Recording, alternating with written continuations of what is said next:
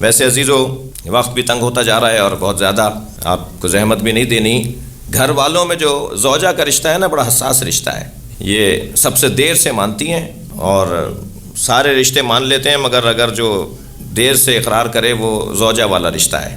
جی بڑے بڑے لوگوں کی زوجائیں بہت دیر سے مانتی ہیں. جی ایک ڈاکٹر صاحب نسخہ لکھنے بیٹھے اپنے بچے کے لیے، تو محترمہ کی آواز آئی، کیا کر رہے ہیں؟ کہ بھائی تمہیں نہیں پتا ہمارا بچہ 3 دن سے بیمار ہے، میں سب کو دیکھ کر آیا ہوں، اب اپنے بچے کو طے کروں کیا دوا دینی ہے. کہا نہیں آپ فلاں دوست کو ذرا فون کر لیجئے، وہ فلاں بھی آپ سے 1 ہفتے سے دوائیاں لے رہا ہے، اب تک ٹھیک نہیں ہوا ہے، میرے بچے پہ تجربے نہیں کیجیے گا. تو ڈاکٹر صاحب کو بھی زوجہ محترمہ ذرا نہیں مانتی. انجینئر صاحب بھی گھر ٹیڑھا بناتے ہیں اگر اپنا بنائے تو، وہ زوجہ مانتی نہیں ہے. مولانا حضرات کا بھی حال کوئی اچھا نہیں ہے. ہاں جی وہ جی آپ کی تقریر فلاں تعریف کرے تو کیوں کہ وہ جانتا نہیں ہے نا آپ کو، ہم تو آپ کو جانتے ہیں نا. تو مولوی کی زوجہ بھی، تو زوجاؤں کا اقرار کرنا، اپنے شوہر کی تعریف کرنا بہت مشکل ہے، مگر قربان جائیں نبی کی ذات پہ. جب اعلان نبوت کیا ہے تو سب سے پہلے زوجہ نے کلمہ پڑھا ہے. جناب خدیجۃ الکبریٰ نے کلمہ پڑھ کے بتایا سچا نبی ہے. اور تیسرا عنوان یہ کہ دشمن کے ساتھ کیسے تھے، سرکار دو جہاں دشمن کے ساتھ کیسے تھے. فتح مکہ کے موقع پر جب ہاتھوں میں رسیاں ڈال کر انہیں کھڑا کیا گیا، جنہوں نے نبی کو مکے سے ہجرت کرنے پر تیار کیا، آمادہ ہوئے، لفظ مجبور نہیں بول رہا میں، ماحول ایسا بنایا سرکار کے لیے کہ سرکار مدینہ چھوڑ کے، مکہ چھوڑ کے چلے گئے، ان سب کو گرفتار کیا گیا. تو آپ تو جیسے انہیں جانتے ہی نہیں تھے، یعنی آپ کے نزدیک یہ اہمیت ہی نہیں تھی کہ یہ تھے وہ لوگ جنہوں نے مجھے یہ ماحول بنایا اور میں مکہ چھوڑ کر گیا. پوچھا یہ کون ہے؟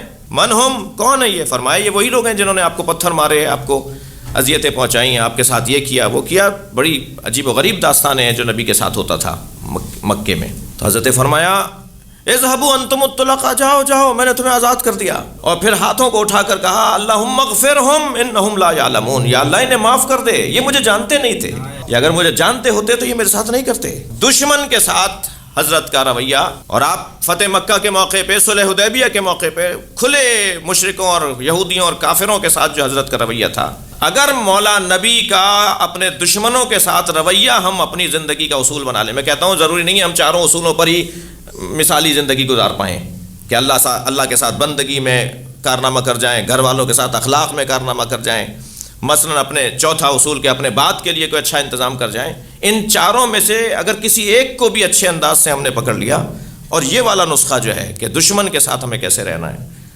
تو کامیاب ترین زندگی بنتی ہوئی نظر آئے گی. نبی دشمنوں کے ساتھ کیسے تھے، مولا علی دشمنوں کے ساتھ کیسے تھے.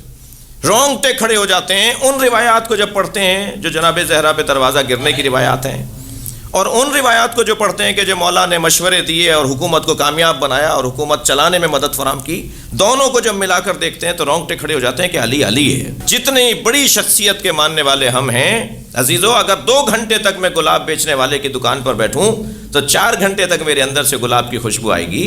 ہم کوئی 70 سال سے، کوئی 80 سال سے، کوئی آبا و اجداد سے، کوئی صدیوں سے حسین کر رہے ہیں، تو ہمارے اندر کربلا والوں کی خوشبو آنا ضروری ہے. ہمارے رویے پکار کر بتائیں کہ ہم کربلا والے ہیں، ہم اہل بیت کے چاہنے والے ہیں، لہٰذا ہمارا انداز، ہمارا طریقہ پکار کر بتائے، تب تو ایک عزادار کہلانے کے قابل ہوں گے.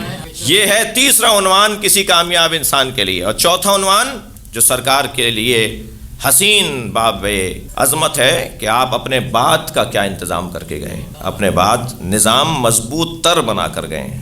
قرآن چھوڑ کر جا رہا ہوں اور اہل بیت چھوڑ کر جا رہا ہوں، میں تمہیں تنہا چھوڑ کر نہیں جا رہا. میرے چاہنے والے میرے جانے کے بعد واپس نہ پلٹ جائیں کہ صاحب وہ تو چلے گئے، کیا دے کر گئے ہمیں.